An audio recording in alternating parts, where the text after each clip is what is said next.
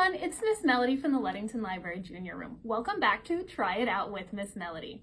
Today I thought I would start our time off together with a little story. So here it goes. Once upon a time, a long time ago, way back in the year 2012, before most of you were born, there lived a man named Rafe Tuma and his wife Susan, and they noticed something very strange was happening in their house. They looked around and they saw that all the plastic dinosaurs in their house were doing very odd things, making big messes and going on adventures. So they decided to take pictures of what was going on and share it with a lot of other people.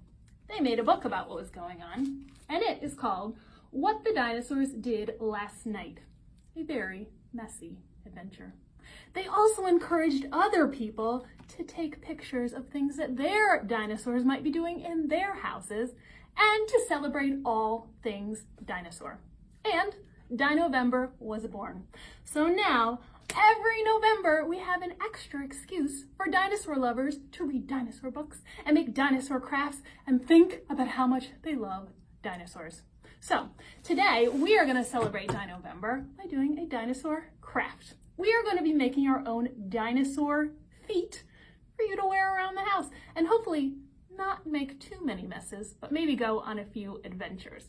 So we are going to need a few supplies to do this. You are going to need some foam sheets.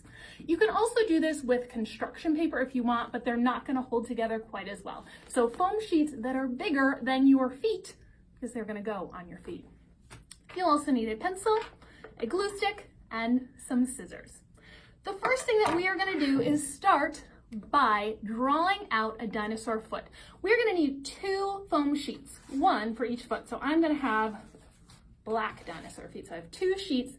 My feet are pretty big, so I needed a full-size foam sheet. You might need a smaller sheet if your feet are a little smaller than mine. And you're going to want to put your foot on the sheet to see how big it is. Mine fits the entire sheet, so I'm going to make my dinosaur feet really big. You might be able to make yours a little bit smaller. And we're going to start by drawing an outline of a foot with our pencil. Now, when I think about dinosaur feet, I think about them having like sharp clawed toes. So I'm going to make my toes triangles. So I'm going to make triangles, probably 4 of them, I think would be the right number of toes, up across the top of my paper. So kind of just like a big zigzag line. And I realized it might be kind of hard for you to see on this black paper, so I will do the best I can. I'm going to make sure my toes go all the way to the very end of my paper because I have very big feet. So my dinosaur feet need to be extra big. Oop! And I actually ended up making 6 toes across the top.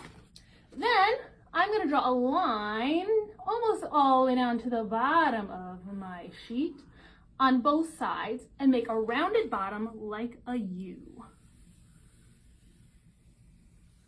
You might not need to go all the way to the bottom of your sheet if your feet are smaller than mine. Now I have an outline of a foot. I'm going to use my scissors and I'm going to cut it out. And here's my first dinosaur foot. 6 sharp toes, and I'm going to add some colorful nails to these toes. Since I have 1, 2, 3, 4, 5, 6 toes, I'm going to cut out 6 nails. I'm going to use a different color. I think I'm going to use pink. They seem to go together really well. And I am going to make them fit by tracing the very end of my toes and then cutting out triangles that are about that size. So here is my first toenail. I'm going to cut it out and I'm going to cut on the inside of my lines so that it will fit on top. So it's going to be smaller than the toe, so it fits right on top there. And I'm going to glue it down with my glue stick. Get it. Put a little glue on where the toe is. Stick a nail on top. I'm going to do that 5 more times because I have 5 toes.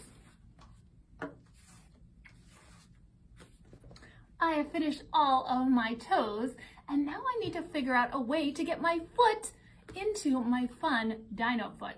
And the way I'm going to do that is by cutting out an eye at the very back of my dino foot.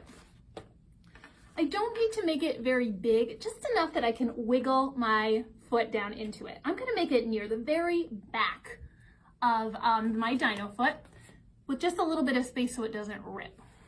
Let's see. So I'm going to make a line, and a line at the top, and a line at the bottom. Then I'm going to cut it out. You might need an adult to help you do this because you're going to have to stick your scissors through at the beginning, which means you kind of have to poke it, which might be a little difficult for younger friends. I'm going to cut my straight line first. Then I'm going to cut across on either side, like the eye shape. Cutting on the ends lets the straight cut bend around a little bit so you can stick your foot into it. All right, so now I have kind of a flap in the middle there, so I'll be able to stick my foot through, and I'll be able to walk around with my dino feet, or stomp around, I guess, because that is what a dino would do. But I only have one dino foot right now, so I'm going to need to repeat all of those steps again.